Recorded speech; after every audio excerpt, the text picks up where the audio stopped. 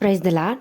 இன்றைக்கு ஆண்டவர் நமக்கு தருகிற ஜீவனுள்ள வார்த்தை மீகா 2ஆம் அதிகாரம் 13ஆம் வசனம். தடைகளை நீக்கி போடுகிறவர் அவர்களுக்கு முன்பாக நடந்து போகிறார். ஆமென். அன்பான தேவனுடைய பிள்ளைகளே, உங்களுடைய வாழ்க்கையில் எத்தனையோ காரியங்களுக்கு தடைகள் இருக்கலாம். நீங்கள் முன்னேறி செல்ல வேண்டும் என்று சொல்லி விரும்புகிற இடங்களில் எல்லாம் உங்களுக்கு தடைகள் இருக்கலாம். நீங்கள் கலங்கி கொண்டு இருக்கலாம். ஏன் நான் காலெடுத்து வைக்கிற இடத்துல எல்லாம் இப்படி எனக்கு பிரச்சனையாக இருக்குது என்று சொல்லி ஆண்டவர் இன்றைக்கு உங்களுக்கு தருகிற உண்மையான ஜீவனுள்ள மெய்யான வார்த்தை, தடைகளை நீக்கி போடுகிறவர் உங்களுக்கு முன்பாக நடந்து போகிறார். அதனால் நீங்கள் கவலைப்படாதீங்க. ஆண்டவர் உங்களுடைய தடைகளை எல்லாவற்றையும் நீக்கி போட வல்லவராக இருக்கிறார். பாருங்கள், தடைகளை நீக்கி போடுகிறவர் அவர். ஆண்டவரால் கூடாத காரியம் ஒன்றுமே இல்லை. அப்புறம் ஏன் நம்மளுடைய வாழ்க்கையில் தடைகள் இருக்கிறது? ஏன் நம்ம ஜெபித்தும் நமக்கு இன்னும் அந்த தடைகள் மாறாமல் இருக்குது?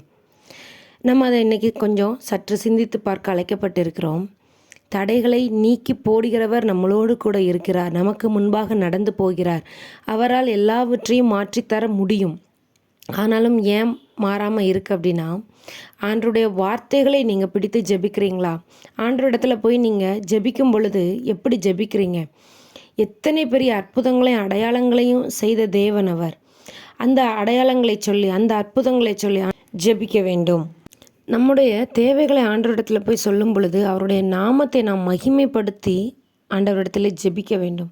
செங்கடலை இரண்டாக பிளந்து இஸ்ரவேல் மக்களுக்கு வழிகளை திறந்து கொடுத்த தேவன் எனக்கு செய்ய வல்லவராய் இருக்கிறார் என்ற விசுவாசம் உங்களுக்குள்ளாக இருக்க வேண்டும். இத்தகைய பெரிய அற்புதங்களை செய்த தேவன் எனக்கு இந்த அற்பமான சின்ன விஷயத்தை செஞ்சு தர அவரால் முடியும். இதெல்லாம் அவருக்கு லேசான காரியம் அப்படிங்கிற விசுவாசமும் நம்பிக்கையும் உங்கள் இருதயத்தில் இருக்கணும். நம்ம ஆண்டவரிடத்தில் ஜெபிக்கும் பொழுது நம்முடைய இருதயம் எப்படி இருக்குன்னா, நம்ம பிரச்சனை ரொம்ப பெரிய பிரச்சனையாகவும், இது எப்படி நீங்கள் சரி பண்ண போகிறீங்க, எப்படி இதெல்லாம் நீங்கள் செஞ்சு தருவீங்க அப்படின்னு சொல்லி அவ்வளோ பெரிய சர்வ வல்லமை உள்ளவரை நம்ம சாதாரணமாக யோசித்து, நம்ம அளவுக்கு யோசித்து நம்ம ஜெபிக்கிறோம். உயிரோடு எழுப்பினார் மரித்தவர்களை. ஒரு சின்ன நோய்க்காக நம்ம ஆண்டவரிடத்தில் ஜெபிக்கிறோம்.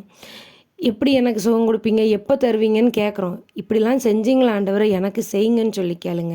குழந்தைக்காக ஜெபிக்கிறீங்களா? சாராளுக்கு கொடுத்தீங்க, அண்ணாளுக்கு கொடுத்தீங்களா ஆண்டவரை, எனக்கும் கொடுங்க அப்படின்னு சொல்லி கேளுங்க.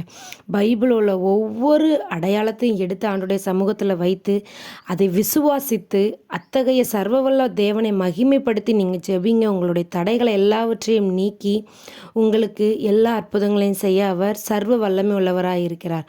கர்த்தரிடத்திலிருந்து உங்களுடைய எல்லா ஆசீர்வாதங்களையும் பெற்றுக்கொள்ளுங்கள். God bless you.